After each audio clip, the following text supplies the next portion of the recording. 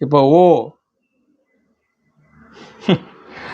OPS பெரியவர் வந்ததில் சீட்டு கொடுப்பாங்களா கேட்டு சொல்லுவோம். அவர் கொடுத்தா கூட என்ன செய்யணும்னா, அவர் ஒரு துணை முதலமைச்சர் ஆகிக்கிறங்க. ஏன்னா அம்மா காலத்தில் விசுவாசியாக இருந்தவர், அம்மாவே நம்பி இவருக்கு 2 தடவை பதவியை கொடுத்துட்டு திரும்பி வாங்கிக்கிட்டாங்க. கொடுத்துட்டாரு, வச்சுக்கங்கம்மா அப்படி கொடுத்துட்டாரு.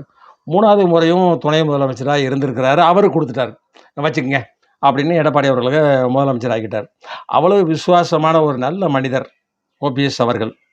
கள்ளங்கபடம் இல்லாத ஒரு வெகுளித்தனமான ஒரு நபர். அதில் அவருக்கு ஒரு துணை முதலமைச்சர் 5 பேர் போடலாம். அதனால் உதயநிதியே இருக்கட்டும்.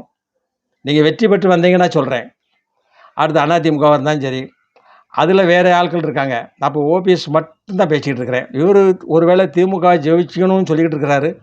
வந்துட்டால் துணை முதலமைச்சர் பதவி கொடுத்துட்டிங்கன்னா இந்த நாடு நல்லா இருக்கும், மாநிலம் நல்லா வளரும். அடுத்தபடி வரேன்.